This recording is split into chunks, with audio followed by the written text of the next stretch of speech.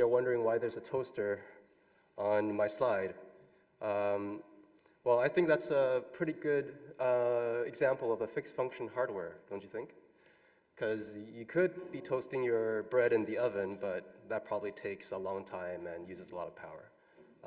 And by the time the oven's done with the bread, you probably made toast for your entire family and your neighbors with this nice little toaster right here, which is power efficient and fast. So if I were to end my talk here, that'd probably be all I need to say. Just use toasters and not ovens and you'll save plenty of power. But unfortunately, I got more time to waste, so let's get started. So the first question is, how do we save power? And then we'll go over some of the state of affairs with compositors and some video playing apps today. And then we'll look at a case study with Firefox, and we'll end with some key takeaways and Q&A. Okay, so how do you save power with video playback? Let's talk about the ideal. Most hardware today would have these components here. You would probably have a hardware decoder somewhere in there. There would be a graphics core. There will be some sort of DMA or direct memory access engine. And then you'll have your display hardware that would likely have some sort of hardware planes that supports scaling, rotation, cropping, color space conversion, things like that, and also blending, which then spits the final composite output to your display. And the ideal is the app would use the toaster here and do the hardware decode with the fixed function hardware, and then and then the compositor wouldn't actually compose the video and desktop frame buffers. It would send it directly to the display hardware and take advantage of the hardware planes and have the display toaster here do the fixed function stuff and be fast and power efficient.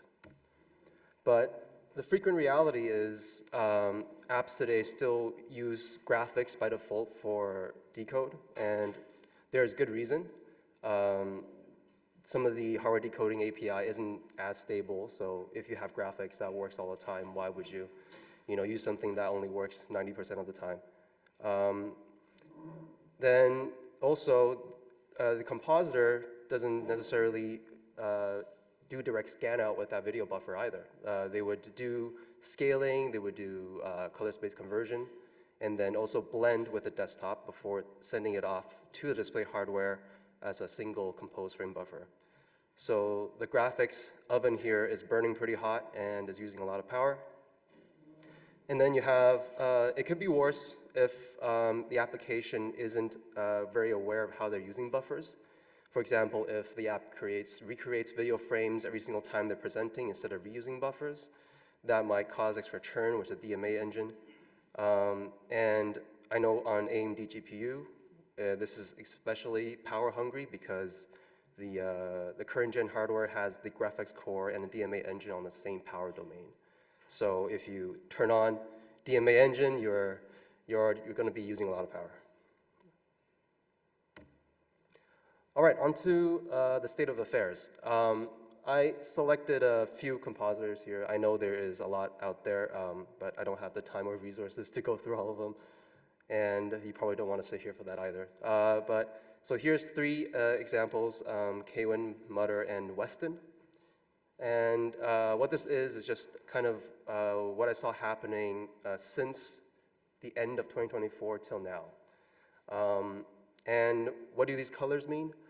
The gray circles means that this feature there's no code for it yet. There might be discussion about it happening, but there's no PR in place. The yellow circle means that there's code, there's merge request, work in progress, but not yet merged. Blue means it's merged, but it might be under an experimental flag or some sort of user flag that has to be set for that to be enabled. And then green is the best thing, which is it's enabled by default. You install it, you open it, and it just works. On the left, I've decided to split this up into two, but really all of these things are offloading the shader from the graphics core. It's just that the first three sections are really kind of blending operations, how the compositor can offload the blending to the display core, or sorry, the display hardware. And each one of those are pretty technically hard to implement, so they usually have individual PRs for them. So that's why I split them out like this.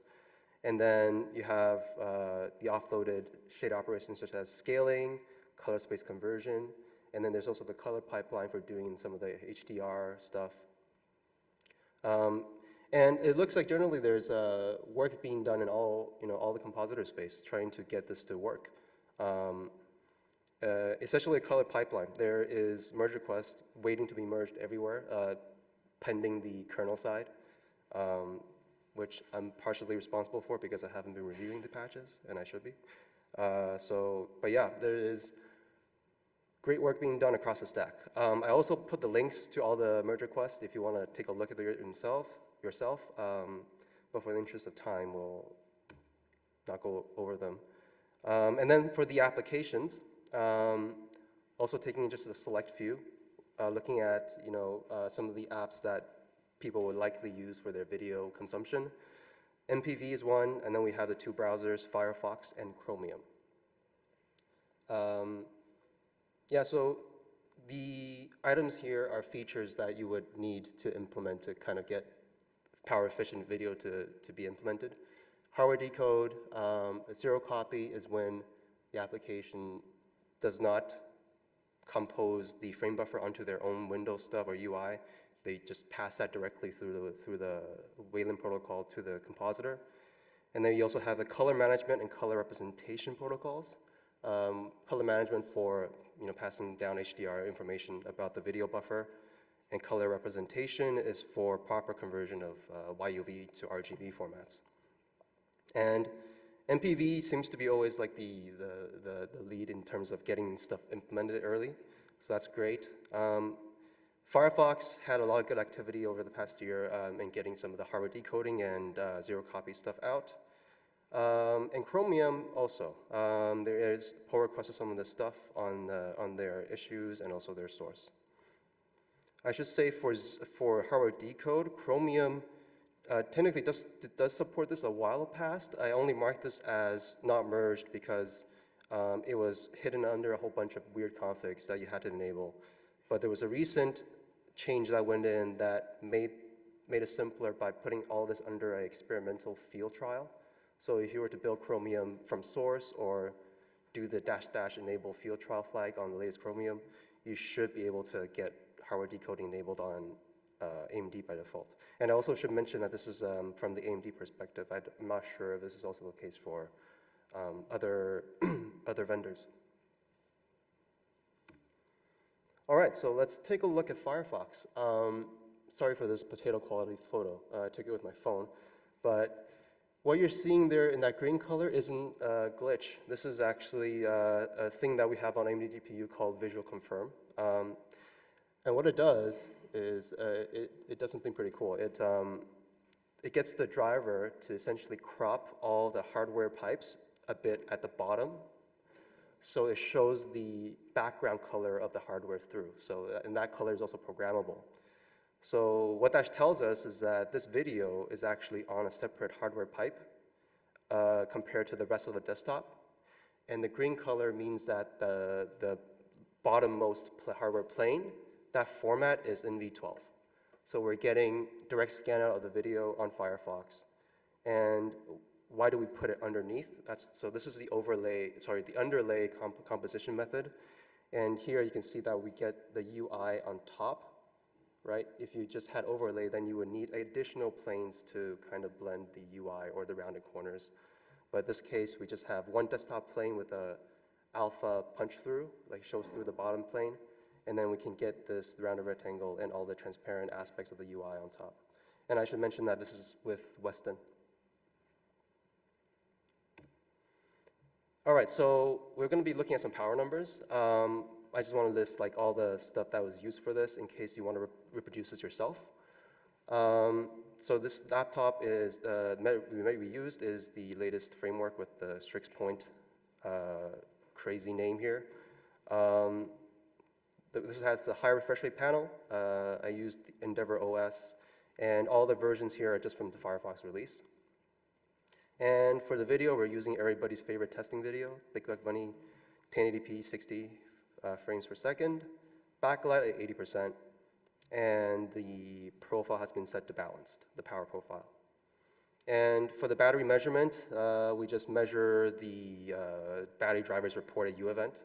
And we just measure that over the duration of the video, polling it every 1 second, and then just shoving that through a script to calculate the wattage based upon the reported voltage and current. And to look at sort of the events happening in each of the pieces of the graphics hardware, we use the trace event to trace the amdgpu ring events to see what's happening in the graphics and SDMA and the video decoder, and yeah, just so we can see what's going on. So where do we start at? This is version 135 of Firefox. Over here, we don't have any hardware decoding enabled, and graphics is used for both, for pretty much everything. So you get this really clean trace, but it's all in graphics, and that uses a lot of power. So we're starting off with just 0% savings, minus 0 watts, in the top right corner. And then what happened in version 136 was that some members of AMD worked with Martin Stransky from Firefox, who helped enable this via API decoding on AMD GPU by default.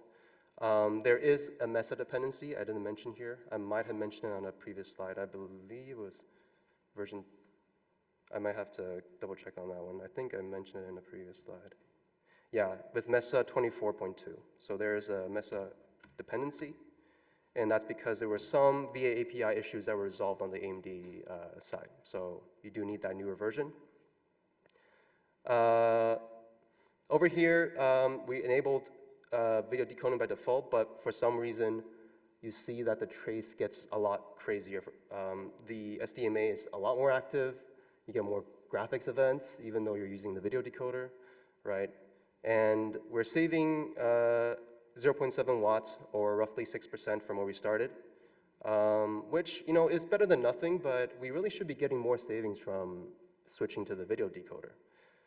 So the theory here was that there's a lot of these events that should be unnecessary, especially in the copy engine and also in the graphics. So Alan Liu from our display team was working with Martin closely on this on the Firefox side. And these are all the issues that were kind of created from this. The first two were what was causing a lot of the SDMA activity. Again, I linked the issues here. We don't have time to go through all of them in detail. And then the last three is what was causing some of the extra graphics operations. So once those were resolved, you can see the trace is a lot more cleaner, although it's still not where we expect to be for direct scan out, or sorry, not direct scan out, for just for doing decode, for just via API decode and then composition once in Firefox and then sending it to the compositor. There's still things happening here, but we do save a little bit more power here. We're at 1 watt now, or 9% from where we started. And this is what you would get if you were to install Firefox today, because Firefox does not enable zero copy yet by default. There's a bunch of bugs involved. But I think that's pretty good, especially from 1 watt from where we started. And now you can get this by default. And we further tested direct scan out, which is available on the latest too, but you do have to set the gfx.wayland.htr setting in the about config page to true. And what this does is it finally enables that zero copy of the video buffer to the display hardware, and then now you're using that underlay in place strategy. And really what we should expect is graphics to be completely quiet and SDMA to be completely quiet, and the only thing that we see here is the VCN decoder. One point I might have forgot to mention is that this is a decoder. The VCN is our hardware decoder here. So that's good. So one good thing is that the SDMA is quiet, but we still have one graphics event that we shouldn't need. Good thing is that there's an issue tracking this still, so hopefully that will be resolved soon. And as I was mentioning before, with the HDR flag set to true, there is a lot of bugs. So it's not in the state to be ready to be enabled by default, but it is a step in the right direction. And we are saving quite a bit of power from where we started. So what are our takeaways? It's nice to see that power efficiency is being kind of a focus in the ecosystem. So the Linux desktop is becoming increasingly power optimized, which is great if you're a laptop user. And we do want to use fixed function hardware wherever possible, right? We don't want to use the oven, we want to use the toaster. And yeah, AMD now has this new thing. I just kind of threw this out there as a side topic, but we have this new piece of hardware on the Strix laptops called the VPE. And it stands for Video Processing Engine, but it really is kind of like a 2D composition engine. And I think there's going to be a talk afterwards that talks about this. And well, I'm wondering if people will be interested in using something like this in their applications. If you have any ideas, definitely come and talk to Harry or me about this. We'd like to see how you would like to use something like VPE. And if you're an application developer, there is a lot of things you can get from your application if you do these ring traces like I did before. I had that ring trace command on the previous slide. All you need to do is run that command and then put it through GPU viz, and you will see all the events coming through. I believe Intel also has a similar instruction, but the event names are different for obvious reasons, but you could do it for them as well. And if you quiet those kind of really power-hungry components in the hardware, then by effect, you will save power. One other thing I would like to quickly mention, although I didn't show it here, was that even with the Firefox improvements, Chromium with decoding enabled, hardware decoding enabled, was still a little bit more performant than Firefox. And one of the theories that we have is that Chromium batches the video decode. So instead of decoding frame by frame and then presenting every frame, Chromium would decode maybe a batch of 10 frames, present for 10 frames, but then the entire graphics would just be idle except for the display component, obviously. And then restart 10 frames after that. And that period of idle is what really saves power. So if you're able to batch and do something, do a lot of work and then go into idle for a longer duration, that usually proves beneficial in terms of power. It would be nice to be able to test this. I don't yet know how I can maybe modify MPV or FFmpeg to do that batching, but that would be a nice experiment to try just to see if that theory is correct. All right, some legal stuff, and now we'll have some Q&A.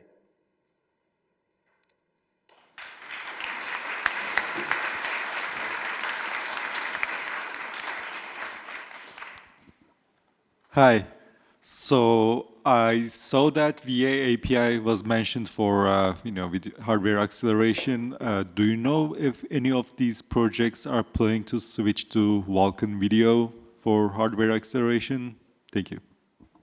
I'm not sure personally. I've been focusing more on VA API just simply because a lot of these things use FFmpeg and it has VA API in it. But that's a good question. Yeah.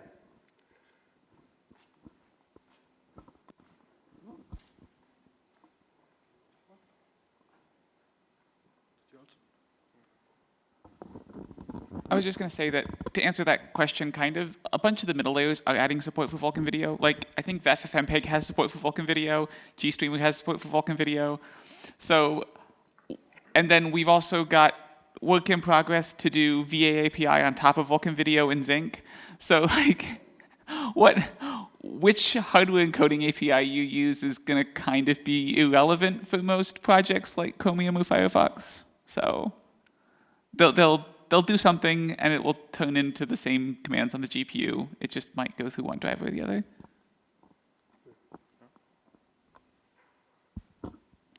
And there's also the question of if you have a YCBCR image in Vulkan, how do you present that?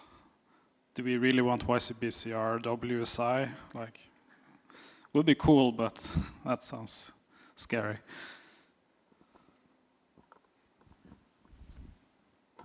Not really a question, but rather a comment or addition. That with GNOME 50, we are now shipping a new video player by default, Showtime, which is finally, I think, the first app which actually does all this by default, like hardware decoding is enabled, as well as the offloading, minus, unfortunately, some of the HDR color protocol stuff, and which we hope to finish in GNOME 50. Did I say 50 before? It was 49, which was just released. And yeah, so getting that without any configs and just That's nice. yeah. Sorry, what was the video player again? Showtime. Okay, And it's using GTK4 and GStreamer. Great, yeah. Good to know.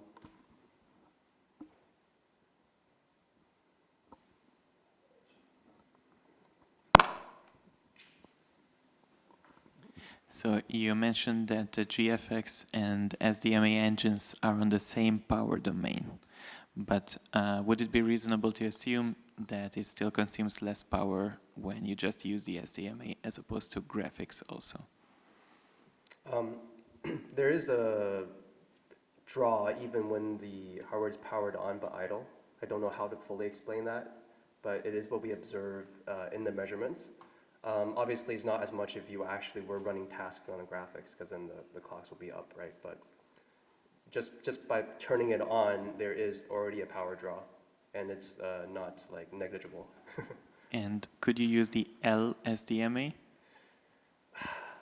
I think we looked into that at some point, but maybe it wasn't powerful enough is the message that I got for a lot of the things that we wanted to do. Yeah, so there we go. Doesn't have the same bandwidth. So VPE would be the future for this kind of stuff. Potentially. I don't know if it has the exact same capability as SDMA right now, but yeah. Okay, all right. Thanks a lot, Leo.